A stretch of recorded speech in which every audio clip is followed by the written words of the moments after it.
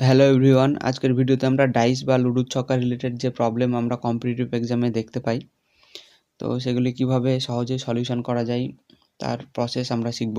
তো এর যতগুলি পসিবল কেস আছে সেগুলি আমরা বিভিন্ন ভিডিওতে আমরা পার্টে পার্টে শিখব। আর কমপ্লিট হয়ে গেলে আমি এই ভিডিওগুলো একটা সিঙ্গেল ভিডিওতে কম্পাইল করে আপলোড করে দেবো। তো আমরা প্রথমে এই কোশ্চেনটাকে পড়ার চেষ্টা করব। কোশ্চেনে কি বলছে? কোশ্চেনে বলছে যে two different position of the same dice are shown. বলছে যে একটি লুডোর ছক্কার দুটি ভিন্ন অবস্থান চিত্রতে দেখানো হয়েছে। Find the number on the face opposite of the face showing two. বলছে যে এখানে যে দুইয়ের অপোজিটে কি আছে সেটা আমাদের এখান থেকে খুঁজে বের করতে হবে। তো এটার জন্য প্রথমে আমরা এই দুটো ডাইসের যে কমন ডিজিট সেটাকে আমরা প্রথমে দেখব যে অ্যাকচুয়ালি এই দুটো ডাইসে কমন ডিজিট কী আছে। তো এখানে দেখো 1 আছে, এখানেও 1 আছে, তো আমাদের এটা হচ্ছে কমন ডিজিট। তো কমন ডিজিট থেকে আমরা একটা রোটেশান নেব। রোটেশানের ডিরেকশান দুটো ডাইসে আর কি সেম থাকবে। তো রোটেশানটা আমরা এইভাবে নিচ্ছি ক্লকওয়াইজ, এখানেও একটা ক্লকওয়াইজ রোটেশান নিচ্ছি। তো এখানে আমরা প্রথম যে ডাইস আছে সেটাতে আমরা কি দেখছি, প্রথমে 1 এসছে, তারপরে 3 এসছে, তারপরে 2 আসছে। তো এই ডিজিটগুলোই আমি যথারীতি এখানে লিখছি। 1-এর পরে আমাদের 3 এসছে, 3-এর পরে 2 এসছে। আর সেকেন্ড ডিজিট থেকে যে রোটেশন নেওয়ার পরে আমরা প্রথমে 1 পাচ্ছি, তো 1টা এর নিচেই লিখব, তারপরে 4, 4টা এর নিচে লিখব, আর এই 5টা এর নিচে লিখব। তো বক্সের মধ্যে আমরা দেখতে পাচ্ছি যে 2 এর নিচে 5 আছে, তো 2 এর বিপরীত আমরা 5, এটা আমাদের অ্যান্সার হবে। কিন্তু এখানে আমরা একটা জিনিস দেখছি যে 1-এর নিচে 1 আছে, তো 1-এর বিপরীত তো 1 হতে পারে না। তো আমাদের লুডোর ছক্কায় 6টা ডিজিট থাকে টোটাল। তো এখানে সব ডিজিটই লেখা হয়েছে, খালি 6 লেখা হয়নি। তো এই 1-এর বিপরীত এখানে 6 হবে। তো আমাদের অ্যান্সারের জন্য কী প্রয়োজন? 2 এর বিপরীত চেয়েছিল, তো 2 এর বিপরীত কী আছে? 5 নিচে। এখানে 3 এর বিপরীত নিচে হচ্ছে 4, আর 1-এর বিপরীত 6। তো আমাদের 2 এর বিপরীত 5 প্রয়োজন, তো আমাদের সি অ্যান্সার। এবার একই প্রসেস আমরা সেকেন্ড যে কোশ্চেন আছে সেখানে আমরা অ্যাপ্লাই করার চেষ্টা করব। এখানে সেকেন্ড কোশ্চেনে বলা হয়েছে যে দুটো different position of the same dice, মানে একই কথা, যে একটা লুডোর ছক্কার দুটো বিভিন্ন অবস্থান দেখানো হয়েছে এবং এখান থেকে বলছে যে 5-এর বিপরীতে কি আছে সেটা আমাদের খুঁজে বের করতে হবে। তো আমাদের এখানে আমরা কমন ডিজিট কি দেখব, যে কমন ডিজিট এখানেও 3 আছে, 3 আছে। তো 3 থেকে আমরা একটা রোটেশন নিব। তো আমরা এবার অ্যান্টি ক্লকওয়াইজ একটা রোটেশন নিচ্ছি। তাহলে আমাদের 3-এর পরে কি আসছে? 1 আসছে, 3, 1 আর 5 পরপর লিখলাম। আর এই ডাইস থেকে যেটা পাবো সেটা আমরা নিচে নিচে লিখব। তো আবার এখান থেকে 3, তারপরে আসছে 2, তারপরে আসছে 6। তাহলে এইখানে কি বাকি থাকছে? এইখানে আমাদের বাকি থাকছে 4, 4 বাদে সব লিখেছিলাম। তাহলে আমাদের 3-এর বিপরীত 4, 1-এর বিপরীত 2 আর 5-এর অপোজিটে আছে 6। তাহলে আমাদের কি চাইছিল? 5-এর অপোজিটে কি আছে সেটা আমাদের বলতে হতো। তো 5-এর অপোজিটে আছে আমাদের 6, তাহলে ডি অপশান অ্যান্সার। একই রকমভাবে নেক্সট প্রবলেমে আমরা যাব। তো নেক্সট এখানে কি বলা হয়েছে? এখানে বলা হয়েছে, এবার বলা হয়েছে একটা ডাইসে 3টে ডিফারেন্ট পজিশান দেখানো আছে, আর 5-এর অপোজিটে কি হবে? তো আমরা এখানে একটা ডাইসে 3টে ডিফারেন্ট পজিশান আমরা দেখতে পাচ্ছি। তো আমরা এখানে যে কোনো দুটোই যদি আমরা চুজ করি, তো দুটো থেকেও আমরা এখানকার সলিউশন আমরা বের করতে পারি একই পদ্ধতিতে। তো আমরা এখানে কি দেখব যে কমন কি আছে? কমন এখানে দেখো এই 1 নম্বরে 5 আছে, 2 নম্বরে 5 আছে। তো আমরা এখান থেকে একটা রোটেশন নিব। তো সেটা আমরা লিখব, 5-এর পরে আছে 3, 3-এর পরে 6। আর সেকেন্ড ডাইসে কি আছে? সেকেন্ড ডাইসে এখান থেকে রোটেশন নিলে 5-এর পরে 4, তারপরে 2। তাহলে 5, 4 আর 2। এবার আমাদের চেয়েছে যে 5-এর অপোজিটে কি আছে সেটা আমাদের বের করতে হবে। তো আমরা এখানে লুডোর ছক্কার 1 থেকে 6 পর্যন্ত 6টা ডিজিট থাকে। তো আমরা সব ডিজিটই লিখেছি, খালি এখানে 1 বাদে। তো আমরা এখানে 5 কেটে 1 লিখব। তাহলে আমাদের 5-এর অপোজিটে আছে 1, 3-এর অপোজিটে 4 আর 6-এর অপোজিটে 2। তো আমাদের অ্যান্সার কী প্রয়োজন? 5-এর অপোজিটে। তো 5-এর অপোজিটে আমাদের 1, তো এটাই হবে অ্যান্সার। তো এটা যদি আমরা 2 আর 3কে কম্পেয়ার করে করার চেষ্টা করি তাও এটার সলিউশন পসিবল হবে। তো 2 আর 3কে কম্পেয়ার করে যদি আমরা এটার অ্যান্সার বের করতে যাই তাহলেও একই অ্যান্সার আমাদের আসবে। তো সেটাও আমরা করে একবার দেখব যে এখানে 2 আছে কমন, এখানেও 2 আছে কমন। তো এখান থেকে আমরা একটা রোটেশন নিব। তাহলে 2, 5, 4 পরপর লিখলাম। 2-এর পরে 5 ছিল, 5-এর পরে 4 ছিল। এখান থেকে একটা সেম ডিরেকশানে রোটেশন নিব। তো এখানে 2 আছে, 2 এর পরে 1 আছে, 1 এর পরে 3 আছে, 2 1 3। তাহলে আমাদের কি চাইছিল যে 5 এর অপোজিটে কি লাগবে, তো 5 এর অপোজিটে আমাদের 1 আছে, তাহলে 1 অ্যান্সার। আশা করি সবার কাছে ক্লিয়ার। আর তোমরা যদি চাও 3 নাম্বার আর 1 নাম্বারকে কম্পেয়ার করে দেখতে পারো যে 5 এর অপোজিটে কি আছে, তো আমাদের অ্যান্সার সেম আসবে। আগের দিনের ভিডিওতে আমরা শিখেছিলাম যে একটা ডাইসে যদি একটা ডিজিট কমন থাকে তাহলে তার অপোজিট ফেসে কী কী থাকে সেগুলোকে কিভাবে বের করা হয়। তো আজকের ভিডিওতে আমরা শিখব যে একটি ডাইসে যদি দুটো ডিজিট কমন থাকে তাহলে তাকে কিভাবে সলভ করা যায় সেটা আমরা শিখব। তো কোশ্চেন পড়া যাক। কোশ্চেনে বলা আছে 2 different position of the same dice are shown, মানে একটা ডাইসের দুটো ডিফারেন্ট পজিশন দেখানো রয়েছে। Find the number on the face opposite the face showing 1, বলছে 1 এর অপোজিট ফেসে কি রয়েছে সেটা আমাদের খুঁজে বের করতে হবে। তো এখানে যদি আমরা দুটো ডাইসকে কেয়ারফুলি দেখি তো দুটো ডাইসে আমার দুটো ডিজিট আমরা কমন দেখতে পাবো।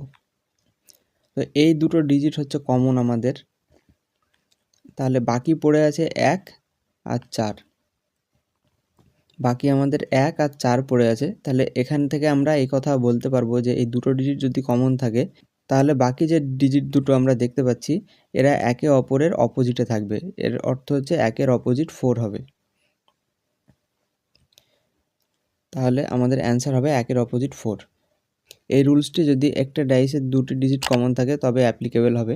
তো আমাদের নেক্সট প্রবলেমে বলা রয়েছে যে 3 different position of the same dice are shown, মানে একটা ডাইস আছে তার 3টে ডিফারেন্ট পজিশন এখানে দেখানো রয়েছে। বলছে find the number on the opposite the face showing E, বলছে ই এর অপোজিট ফেসে কি আছে সেটা আমাদের খুঁজে বের করতে হবে। তো এখান থেকে আমরা যে কোনো দুটো আমরা কম্পেয়ার করার চেষ্টা করব। ভালোভাবে যদি আমরা খেয়াল করি কোন দুটো কম্পেয়ার করলে আমাদের ই এর অপোজিট ফেস বেরাবে সেটা আমরা ভালোভাবে এখান থেকে দেখার চেষ্টা করব। তো এখানে 2 আর 3কে যদি আমরা খেয়াল করি তো 2 আর 3-এ সি আর এফ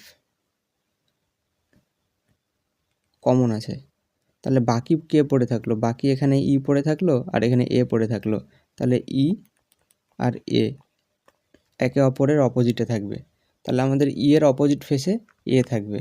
আমাদের ভি অপশান কারেক্ট। এবার যাব আমরা নেক্সট প্রবলেমে বলা রয়েছে 3 different position of the same dice are shown, একটা ডাইস তার 3টে ডিফারেন্ট পজিশন দেখানো রয়েছে। Find the number on the face opposite the face showing 2, মানে 2 এর অপোজিটে কী রয়েছে সেটা আমাদের বলতে হবে। আমাদের ছবিতে যদি আমরা ভালোভাবে নজর দিই তাহলে আমরা এখানে দেখতে পাবো যে 2 আর 5, 1 নাম্বার আর 3 নাম্বারের আমাদের যে ডাইস আছে এখানে আমরা দেখতে পাবো এই দুটো কমন, তাহলে এখান থেকে আমরা বলতে পারবো 4 আর 6 আমাদের একে অপরের অপোজিটে থাকবে। এখান থেকে একটা জিনিস আমরা বলতে পারছি, কিন্তু আমরা এখনও আমাদের অ্যান্সার পাইনি। আবার আমরা যদি 2 আর 3কে দেখি তাহলে এখানে আমরা দেখতে পাবো 2 আর 6 দুটো কমন, তাহলে এখান থেকে আমরা বলতে পারবো 1 আর 5 একে অপরের অপোজিট, 1 আর 5 একে অপরের অপোজিট। তাহলে আমাদের বাকি আর কি পড়ে থাকলো, বাকি পড়ে থাকছে আমাদের 2 আর 3, 4-এর অপোজিট ছিল আমাদের 6, 1-এর অপোজিট ছিল 5 আর 2-এর অপোজিট 3, তাহলে আমাদের অ্যান্সার হবে ডি অপশান 3। সাধারণত আমরা এই 3 টাইপেরই কোশ্চেন আমরা দেখতে পাই এই কেস 2 থেকে। তো আমরা আজকে আরও একটা কেস নিয়ে ডিসকাস করব যেখানে বলা রয়েছে যে নো কমন ডিজিট, যদি কেস 3তে আমরা দেখব যে কোনো কমন ডিজিট যদি না থাকে তাহলে কিভাবে সলভ করব। তো আমাদের বলা হয় যে যদি কোনো কমন ডিজিট না থাকে তাহলে সেই ডাইসকে রিয়েল ডাইস বা আইডিয়াল ডাইস বলা হয়।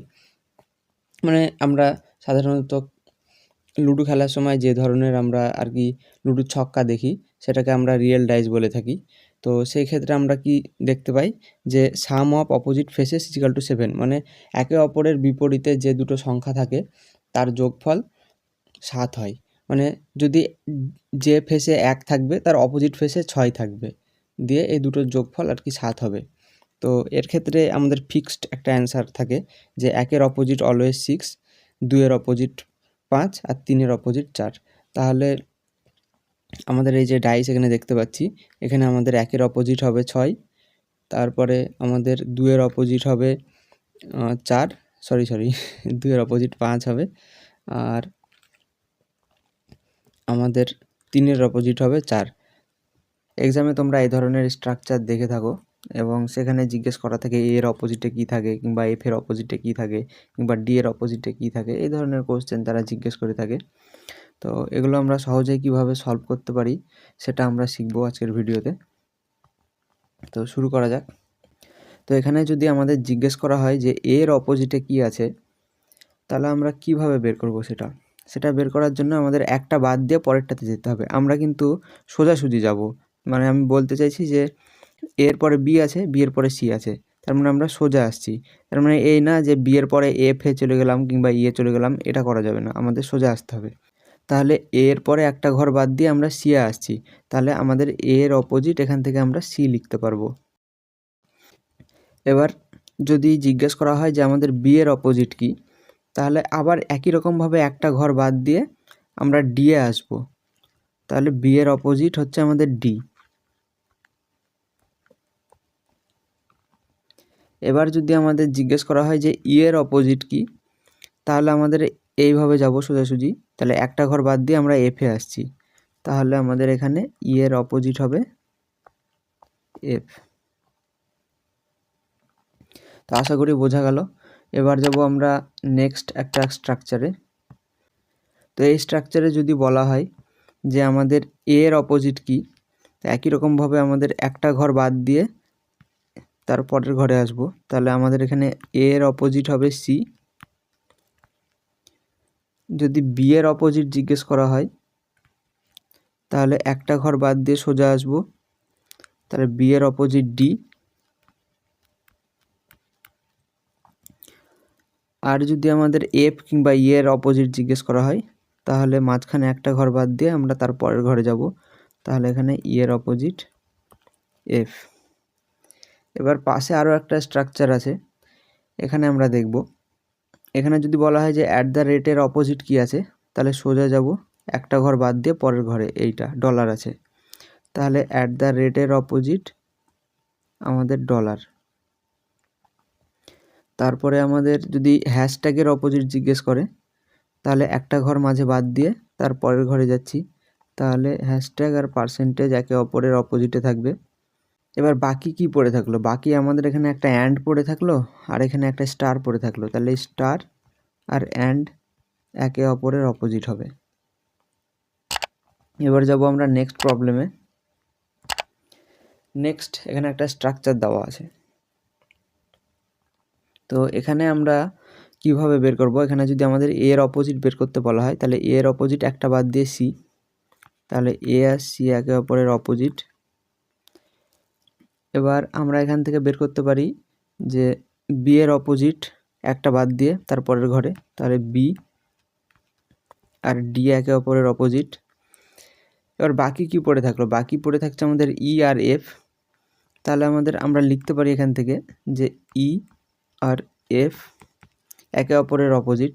তো এটা তো আমরা শেখার জন্য এটা তিনটে বের করলাম। যদি আমাদের সরাসরি প্রশ্ন জিজ্ঞেস করে যে ই এর অপোজিট কি, তাহলে কি আমরা বাকি দুটো বের করব? বাকি দুটো বের করতে গেলে তো আমাদের বাড়তি সময় খরচ হবে। তো এর জন্য আমরা কি করব, এই ইটাকে সোজাসুজি এক ঘর উপরে আমরা সরানোর চেষ্টা করব। এক ঘরের উপরে দেখো আমি এখানে দেখিয়ে রেখেছি, এক ঘর উপরে এখানে নিয়ে গিয়েছি, তাহলে এখানে একটা লাইনের ওপর এরা আছে, তাহলে দেখো ই এর অপোজিট একটা ঘর বাদ দিয়ে যদি আমরা এখানে আসি, তাহলে ই এর অপোজিট আমরা এফ পাবো। এই কাজটি করলে আমাদের উত্তরের কোনো পরিবর্তন হবে না আর সহজে আমরা উত্তর খুঁজে পাবো। এবার যাব পরবর্তী স্ট্রাকচারে।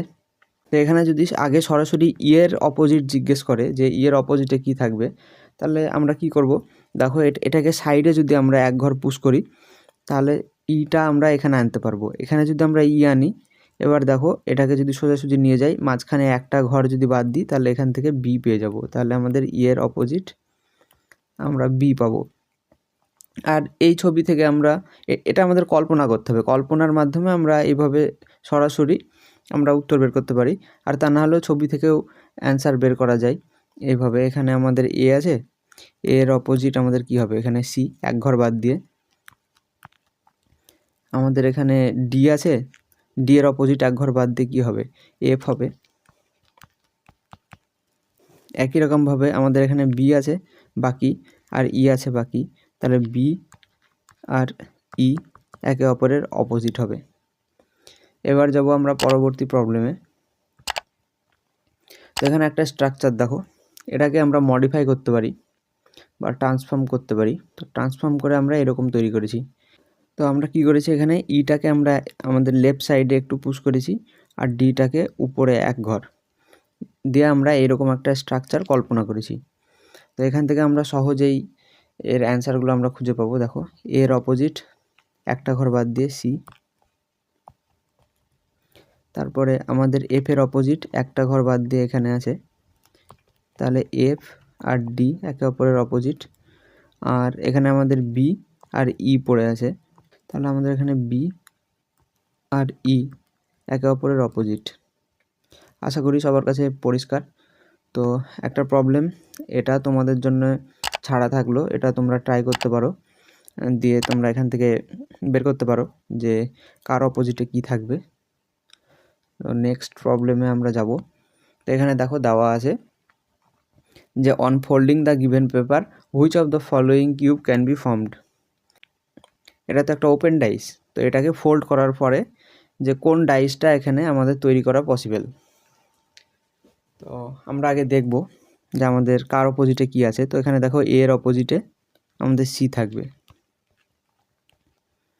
এ এর অপোজিটে ই না সি, এ এর অপোজিটে আমাদের সি থাকবে। তারপরে আমাদের এখানে ই এর অপোজিটে এফ থাকবে, আর আমাদের এখানে বি এর অপোজিটে ডি থাকবে। তো এখানে যে কটা অপশান দেওয়া রয়েছে এই অপশানগুলোতে দেখব, যদি আমরা এটা দেখতে পাই যে এ আর সি অ্যাডজাসেন্ট সাইডে থাকে তাহলে সেই অপশানটা বাদ হয়ে যাবে। দেখো না, এ আর সি আমরা খোঁজার চেষ্টা করব কোন অপশানে আছে পাশাপাশি। দেখো এ আর সি পাশাপাশি আছে কিন্তু এরা একে অপরের অপোজিটে থাকার কথা, তাহলে এ অপশানটা আগেই বাদ। তারপরে ই আর এফ দেখার চেষ্টা করছি, তো এখানে 4 নম্বরে দেখো ই আর এফ পাশাপাশি আছে, তো এটা তো পসিবল না, এটা একে অপরের অপোজিটে থাকার কথা, তাহলে এই অপশানটাও বাদ হয়ে গেল। তারপরে দেখো বি আর ডি, 1 নম্বর অপশানে দেখো বি আর ডি পাশাপাশি আছে কিন্তু এটা থাকার কথা না, একমাত্র 3 নম্বর অপশান বেঁচে থাকলো, তো এটাই আমাদের অ্যান্সার। তো এই ধরনেরই কোশ্চেন সাধারণত ওপেন ডাইস থেকে দেখা যায়। তো আজকের ভিডিওতে এই পর্যন্তই, দেখা হবে পরের ভিডিওতে নতুন কনসেপ্টের সাথে।